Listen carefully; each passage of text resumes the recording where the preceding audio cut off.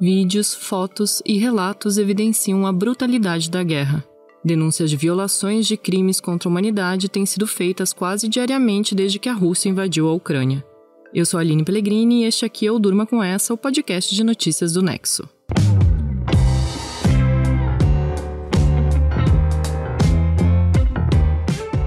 Olá, eu sou o Conrado Corsaletti, estou aqui com a Aline para apresentar esse podcast que vai ao ar de segunda a sexta, no fim da tarde, início da noite, sempre com notícias que podem continuar a ecoar por aí.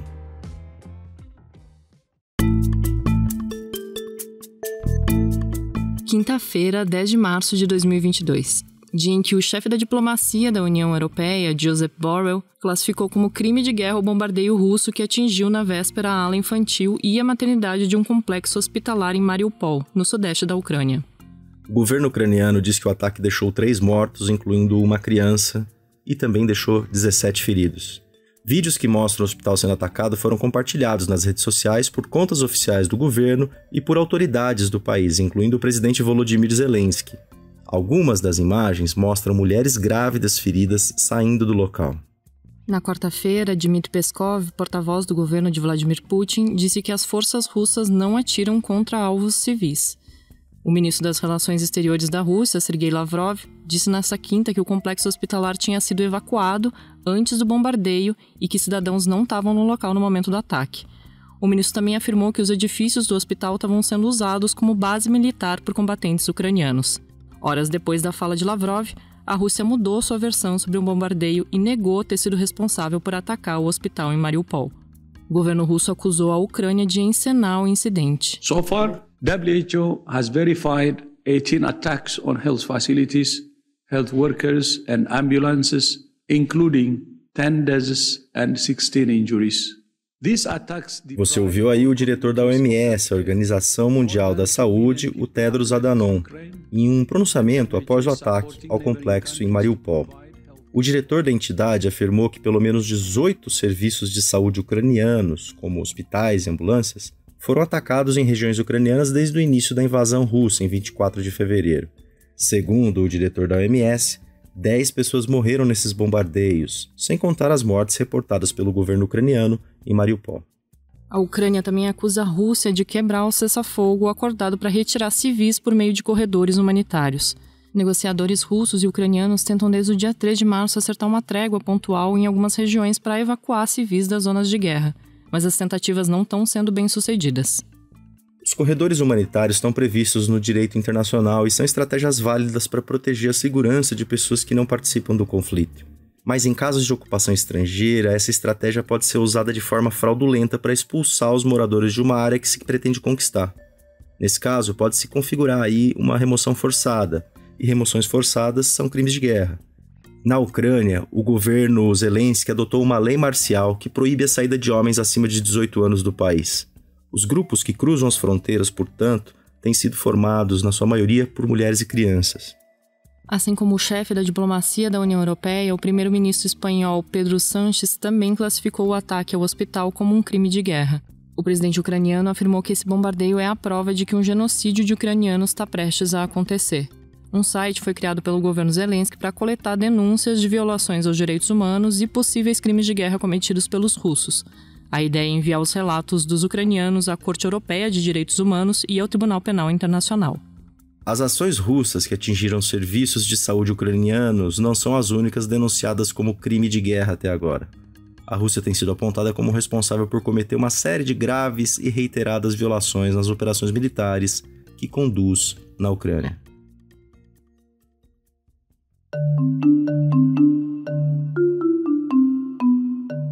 Existem regras que impõem limites éticos e jurídicos às guerras. Essas regras começaram a surgir em 1864 com a primeira Convenção de Genebra. Nesses mais de 150 anos, as Convenções de Genebra formularam um conjunto de leis de adesão universal, o que significa que são reconhecidas por todos os países do mundo. Essas normas devem ser aplicadas independentemente de o conflito ter sido declarado legal ou ilegal ou de as razões alegadas pelas partes serem ou não legítimas. As regras fazem parte de um ramo do direito conhecido como direito internacional humanitário. Crimes de guerra são violações a essas regras. Em situações de conflito internacional, como o que ocorre na Ucrânia, Os governos envolvidos podem suprimir uma série de direitos humanos, mas direitos essenciais, como os que dizem respeito à proibição da tortura e dos maus-tratos, ou dos assassinatos, continuam garantidos. Esses são direitos fundamentais que não podem ser ignorados ou suprimidos em tempos de guerra, sob nenhuma circunstância ou argumento. O direito internacional humanitário tem duas intenções principais. A primeira delas é proteger certas categorias de pessoas, como os civis e os profissionais de saúde. A segunda é regular os meios e métodos que as partes em conflito usam para atingir seus objetivos estratégicos. Uma proibição contra armas, munições e estratégias militares incapazes de diferenciar alvos militares legítimos e a população civil ou a infraestrutura civil. Para julgar crimes cometidos durante um conflito, existem 2 tribunais. A Corte Internacional de Justiça, que é um órgão ligado à Organização das Nações Unidas, criada para resolver disputas entre estados, e o Tribunal Penal Internacional, que julga indivíduos. Para a Corte Internacional de Justiça, a Ucrânia pediu para que Moscou encerre sua invasão. Na segunda-feira, aconteceu a primeira audiência pública para discutir essa situação, mas a Rússia se recusou a comparecer. Já para o Tribunal Penal Internacional, 39 países enviaram pedidos de investigação de possíveis violações que estariam sendo cometidas na Ucrânia.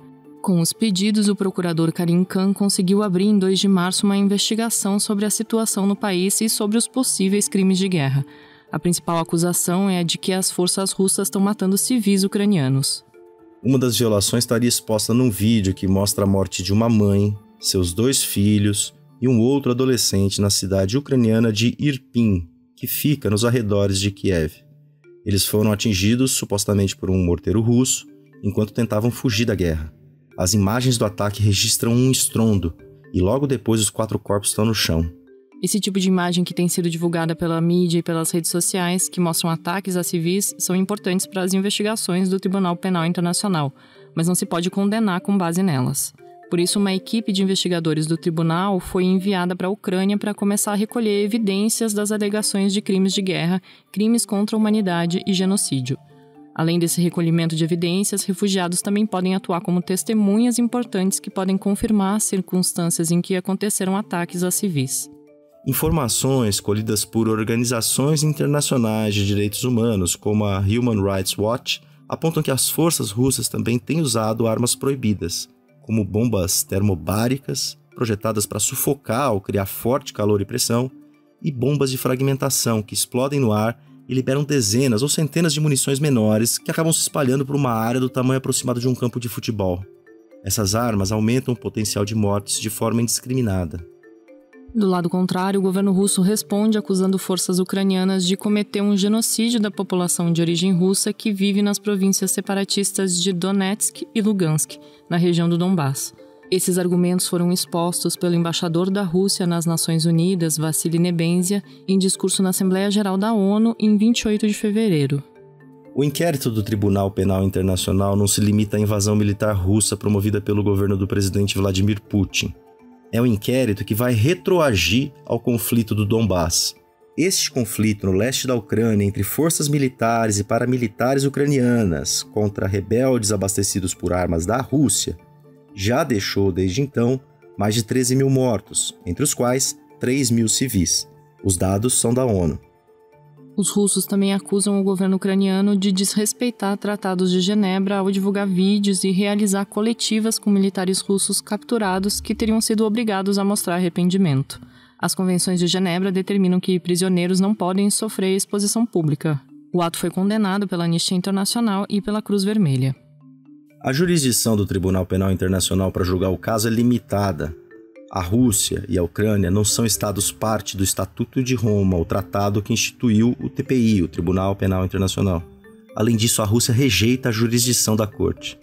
Mas em novembro de 2013, a Ucrânia declarou que ia passar a aceitar a jurisdição do Tribunal Penal Internacional sobre crimes cometidos em seu território. O procurador do TPI disse que esse movimento da Ucrânia já é suficiente para embasar qualquer ação, seja contra russos, seja contra ucranianos. Quando a investigação do Tribunal Penal Internacional chegar ao fim, algo que não deve acontecer tão cedo, o promotor pode propor o início da ação penal. Dependendo das provas colhidas, essa ação pode ter pedido de expedição de mandato de prisão. A responsabilização por crimes de guerra pode recair a combatentes, comandantes militares, ministros e até a presidentes. A prisão de um chefe de Estado em exercício do cargo, no entanto, é muito difícil de se concretizar. Isso porque é preciso de provas que mostrem o envolvimento direto dele com os crimes cometidos. Por isso, ainda é cedo para falar em condenação de alguém como o Vladimir Putin, por exemplo. Caso o tribunal conclua que a Rússia fomentou crimes de guerra ou contra a humanidade na Ucrânia, o mais provável é que apenas militares russos sejam julgados. A guerra, que acaba de completar 2 semanas, já deixou 516 civis mortos, segundo dados da ONU. O número real de vítimas, porém, pode ser muito maior, segundo as próprias Nações Unidas.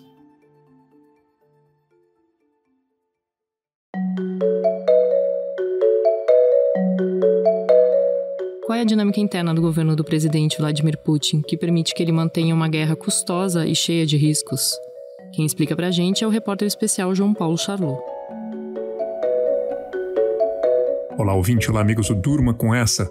O presidente Vladimir Putin invadiu um país vizinho e mantém os ataques há 2 semanas. Ele vem sendo chamado de criminoso de guerra por um número cada vez maior de pessoas, foi condenado na Assembleia Geral da ONU por 141 países e não tem quase ninguém a seu lado. Dentro da Rússia, enfrenta protestos cada vez mais numerosos e amarga problemas econômicos provocados por uma série de pesadas sanções. Como é possível seguir nessas condições? Na verdade, Putin se mantém assim incontestável no poder há 23 anos. Ele é presidente da Rússia há 19 anos e foi primeiro-ministro por 4 anos.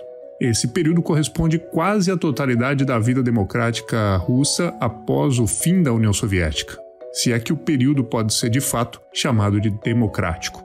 Eu conversei nos últimos dias com 2 acadêmicos brasileiros que pesquisam a política russa e viveram em Moscou por muitos anos, o historiador Rodrigo Yannis e o cientista político Vicente Ferraro. Nenhum dos dois acha que a Rússia de Putin é uma democracia. Putin foi mudando as leis do país para aumentar os próprios poderes. Ele praticamente não enfrenta nenhuma oposição dentro da Duma, que é a Câmara dos Deputados, ou no Conselho da Federação, que equivale ao Senado. No judiciário, Putin é quem nomeia e destitui os juízes federais, incluindo os 11 membros da Suprema Corte. Ele também tem o poder de destituir esses mesmos juízes com a anuência de um Senado que é totalmente fiel ao Kremlin. Além disso, Putin criou leis que proíbem manifestações de rua e impôs censura à imprensa. Desde o início da invasão da Ucrânia, quase 14 mil manifestantes foram presos por se opor à guerra. Jornais, rádios e TVs estão proibidos de falar em ataques russos ou invasão da Ucrânia. Os infratores são sujeitos a penas que podem chegar a 15 anos de prisão pelo crime de desinformação. Dentro da Rússia, as pessoas sabem muito pouco do que realmente está acontecendo na Ucrânia. Mas as sanções econômicas e o isolamento crescente da Rússia de Putin vêm funcionando como mensagens que furam a censura de forma muito clara, pois interferem diretamente na vida de muitos cidadãos do país.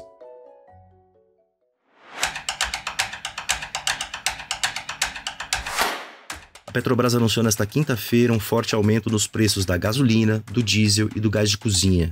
O redator Marcelo Rubissec escreveu sobre o tema. Marcelo, por que teve esse aumento tão grande? Bom, quando a gente fala dos combustíveis no Brasil, a gente precisa falar sobre a política de preços da Petrobras. A Petrobras tem, desde 2016, uma política na qual ela acompanha o mercado internacional de petróleo. Então, se o barril fica mais caro no exterior, os combustíveis ficam mais caros aqui. E se o barril fica mais barato, os combustíveis também ficam mais baratos.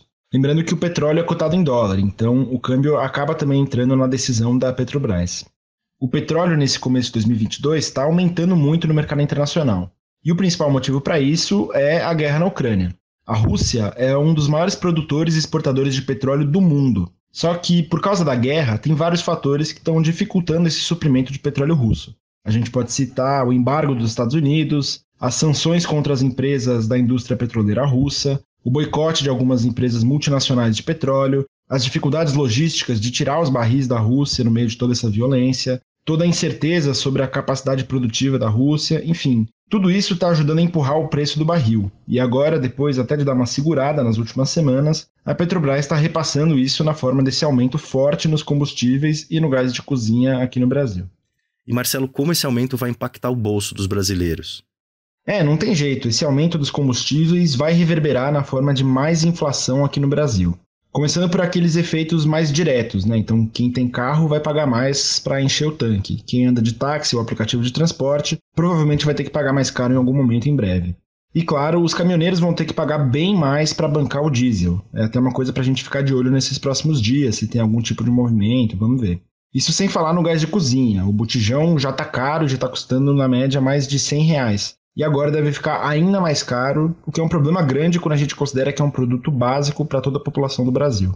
Mas tem também um efeito cascata que vem dessa alta dos combustíveis. Primeiro porque o custo de transporte deve aumentar bastante no país todo, ainda mais considerando que a gente é um país que depende muito do transporte rodoviário. Esse aumento de custos deve ser repassado para a maioria dos produtos, então o mercado todo pode ficar mais caro por causa disso. E sem falar nos bens que usam combustíveis na produção de alguma forma. Então, uma máquina agrícola, por exemplo, precisa de combustível para colher um determinado produto. E esse aumento de custo vai ser repassado também. Então, preparem o bolso que lá vem mais inflação. Esse texto do Marcelo você lê em nexojornal.com.br.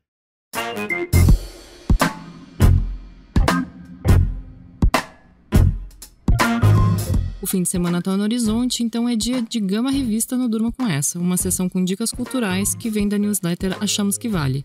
Não assina ainda? A gente vai deixar um link para você na descrição do episódio. Olá, aqui é Isabelle Moreira Lima, editora da Gama Revista.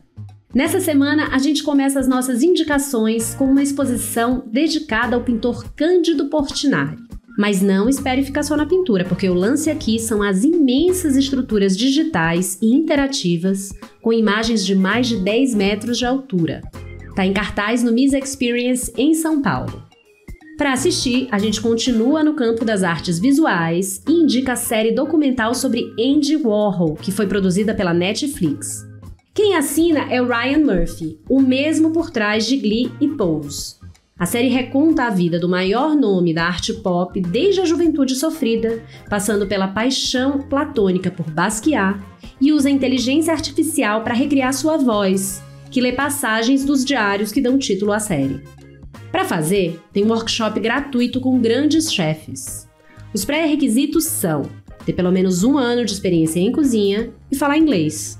Nomes como Luiz Felipe Souza, do Evai, e Morena Leite, do Capim Santo, estão entre os mentores deste workshop, que é uma etapa preparatória para a San Pellegrino Young Chef Academy Competition. Vale frisar, são grandes chefes e é de graça. Se você, assim como Caetano Veloso, curte as paródias da Lívia Lagato e da Renata Maciel, pode assistir ao show Daquela Dupla, no Clube Barbixas, em São Paulo. As duas fazem uma série de piadas em torno da condição da mulher, porque, de fato, é melhor rir do que chorar. Conhecendo já a verve da Lívia no Instagram, já dá pra saber o que vem por aí. Muita crítica e risada bem misturada. Para terminar, para ler, a gente indica o novo portal da Perifacom, um site que fala sobre cultura pop, nerd e gamer, feito por jovens jornalistas e colunistas da Quebrada. Tudo começou com um evento de quadrinhos e agora eles produzem conteúdo, análises, resenhas e relatam notícias do universo nerd. Por hoje é isso, pessoal. Semana que vem a Gama volta com mais dicas culturais. Até lá!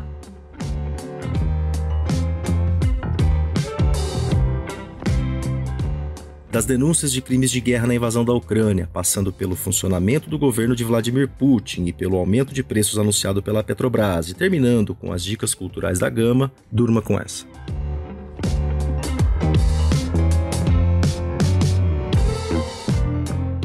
Com roteiro de Aline Pellegrini, produção de Conrado Corsaletti, participações de João Paulo Charlot, Marcelo Rubissec e Isabelle Moreira Lima e edição de áudio de Roberto Soares, termina aqui mais um Durma Com Essa.